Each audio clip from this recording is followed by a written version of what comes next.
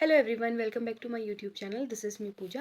और फिर से एक अपडेट वीडियो के साथ आप लोगों के साथ में हूँ मैं। और बीती हुई दिवाली के पहले सबसे पहले आपको सभी को शुभकामनाएं।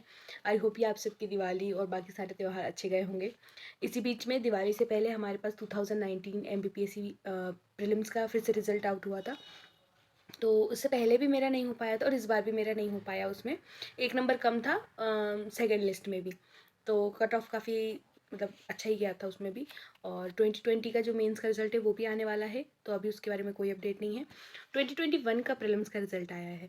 तो सब लोग मुझसे पूछ रहे थे कि मेरा हुआ कि नहीं हुआ, पर अपडेट ही नहीं कर पाई मैं। और थोड़ा सा परेशान भी थी कि इस तरीके से मतलब एग्ज़ाम में नहीं हो पाया वगैरह। तो काफ़ी हाई कट ऑफ गया था।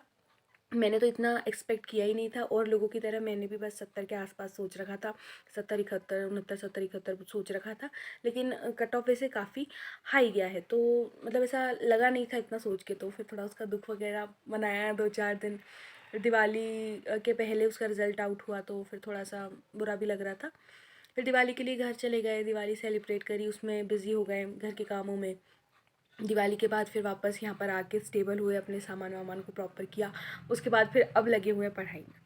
तो ये था पूरा कंक्लूजन कि 19 नहीं, 20 मेंस का रिजल्ट वेटिंग और 21 प्रीलिम्स का नहीं हो पाया है। और एक बहुत ख़ास चीज़ है जिसके बारे में मुझे बात करनी है। जैसे 87% और 13% लिस्ट वाली जो बात चल रही है, तो 87 और 13 मिला के हो जाएगा 100%। तो काफ़ी लोगों को कन्फ्यूजन है कि जैसे सेकेंड लिस्ट में अगर नाम आ गया, वो लोग मेंस दे रहे हैं, तो कैसे क्या रहेगा कैसे क्या नहीं। तो उसको मैं समझाती हूँ कि अगर आप ओबीसी वाले हैं, अगर आप ओबीसी कैटेगरी में आते हो और आपका जो 87 वाली जो प्रायोरिटी वाली लिस्ट में आपका हुआ है, तो आपका मेंस देना एकदम सार्थक है। उसके लिए तैयारी करना आपका बहुत ज़रूरी है, अच्छे से तैयारी करना है। लेकिन अगर आप प्रोविजनल लिस्ट में आए हैं, सेकेंड लिस्ट 13% वाली लिस्ट में अगर ओबीसी हैं, आप ओबीसी कैटेगरी से हैं और उसमें अगर आप आए हैं, तो आप करें मेंस की प्रिपरेशन, नो डाउट, क्योंकि आपका उससे मेंस अच्छा होगा और ज़रूरी भी है वो।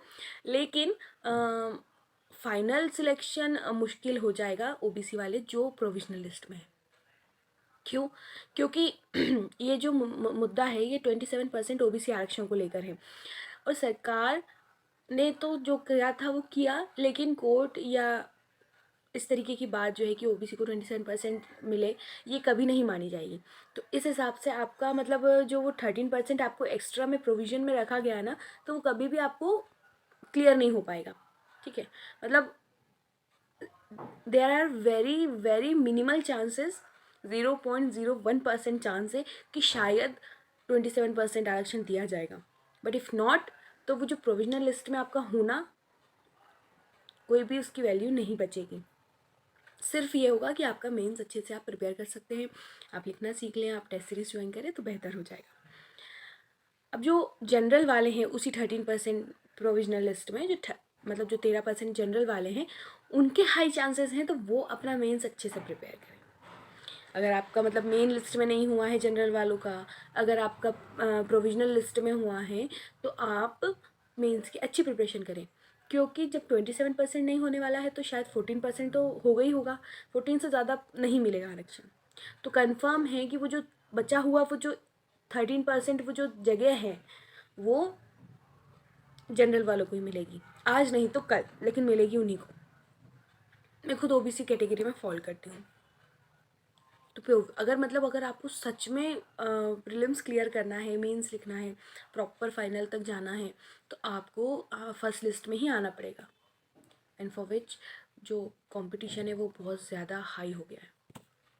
और इसी प्रकार से देखा जाए तो अभी मेंस का रिज़ल्ट भी अगर इसी बेसिस पे आया, तो वो भी उसमें ऐसे ही रहेगा। तो अगर आप मेन लिस्ट में आ रहे हैं तो ठीक है, बट अगर आप प्रोविजनल लिस्ट में आ रहे हैं ओबीसी कैटेगरी में स्पेशली, तो वो थोड़ा आपके लिए गड़बड़ हो जाएगा। लेकिन जो जनरल वाले हैं उनको ऑल द बेस्ट, वो अच्छे से पढ़ाई करें। और मैंने अपने बारे में बता ही दिया क्या क्या हुआ है क्या नहीं हुआ है।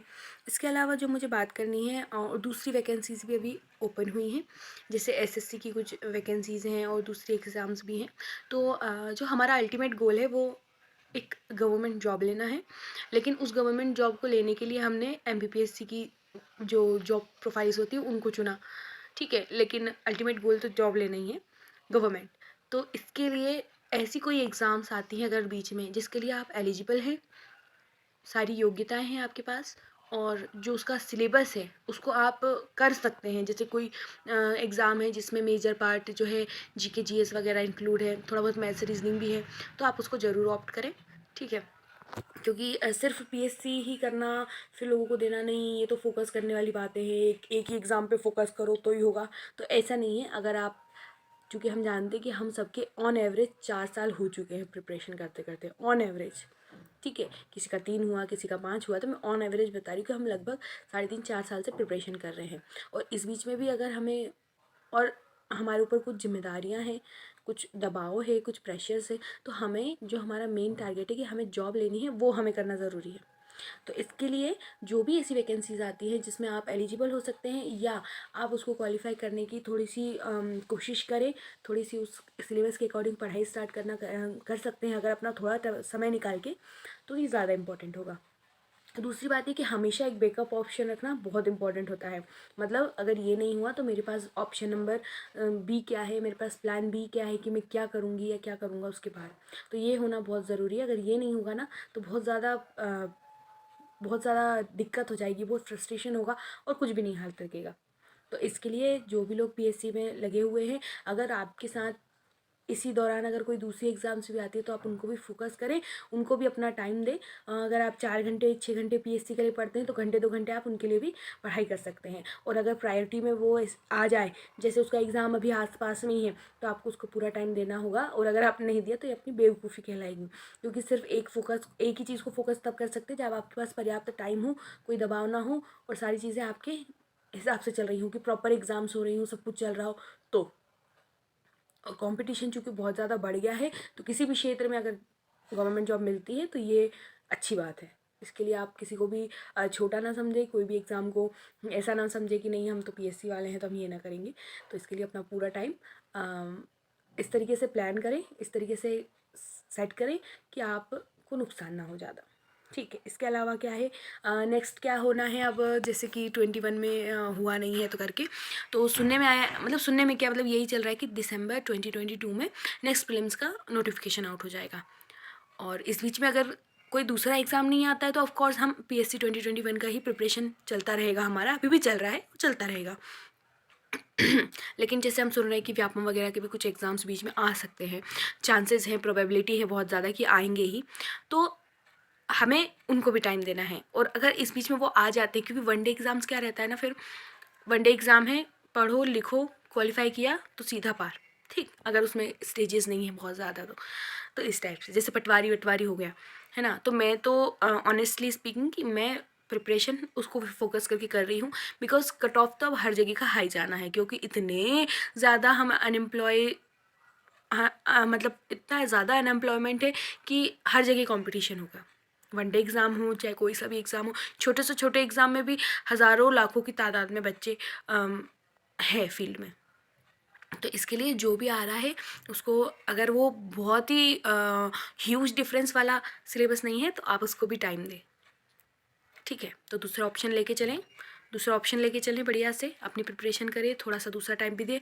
आपका जो सब्जेक्ट अच्छा नहीं है उस पर ध्यान दीजिए अभी, जैसे मेरा मैथ्स वगैरह अच्छा नहीं तो मैं अभी मैथ्स वगैरह पे भी ध्यान दे रही हूँ, ठीक है। और पंचायती राज वगैरह पढ़ रही हूँ प्रॉपरली इसके लिए कि पटवारी आएगी तो मेरा छूटना नहीं चाहिए बस, नहीं तो वो सबसे ज़्यादा शर्मनाक बात हो जाएगी, ठीक है। और टाइम भी अब बहुत कम है, काफ़ी टाइम दे चुके हैं, 3.5-4 साल हमारे कंप्लीट हो चुके हैं, तो we have some pressures also, okay. तो इस तरीके से मेरा भी चल रहा है। बाकी बस यही सारी अपडेट आपको देनी थी जो मैंने आपको दे दी है। और अब वापस से शेड्यूल सारा सेट हुआ। मैं हमेशा बोलती हूँ कि अब मैं आऊँगी लाइव, अब मैं वीडियोज़ अपलोड करूँगी, लेकिन पता नहीं क्या होता है बीच में, ऐसा कुछ हो जाता है कि पूरा जो शेड्यूल है पूरा गड़बड़ हो जाता है, पूरा साइकिल गड़बड़ हो जाता है कि कैसे क्या अपन को करना है, तो इस वजह से मैं नहीं कर पा रही थी। लेकिन फ़िलहाल तो अभी सब ठीक है। और जिन लोगों का अभी नहीं हुआ है उन लोगों को सैड होने की ज़रूरत नहीं है। नेक्स्ट हमारा जो हमें चांस मिलने वाला है दिसंबर में, जो नोटिफिकेशन आएगा आप उसकी तैयारी करें, इस बीच में कोई दूसरा एग्ज़ाम आता है उसकी तैयारी करें, कुल मिला के वही सारी बातें हैं। तो आप अपना बेस्ट दें। और ओबीसी वाले को भी, जो भी नहीं हुआ है उनको भी परेशान नहीं होना है, प्लस जो जनरल वाले प्रोविजनल में उनको भी अपना 100% देना है, ठीक है, क्योंकि उनका मेंस इंपॉर्टेंट है। बाकी ओबीसी वाले आप बस अच्छी तैयारी करें मेंस की जो प्रोविजनल में है, बिकॉज चांसेस तो कम है, लेकिन 0.01% को भी कम कह सकते हैं, लेकिन हो भी सकता है, क्या पता, किस्मत जब अच्छी हो तो सब कुछ हो जाता है। तो इसके लिए आप करते रहें, और जो भी आपकी क्वेरी है, कुछ भी बात करना हो, आप मुझे कमेंट सेक्शन में कमेंट कर सकते हैं। टेलीग्राम ग्रुप मेरा है, उसको ज्वाइन कर सकते हैं, और मिलते हैं फिर हम नए एपिसोड में। तब तक के लिए thank you so much, and like share and subscribe.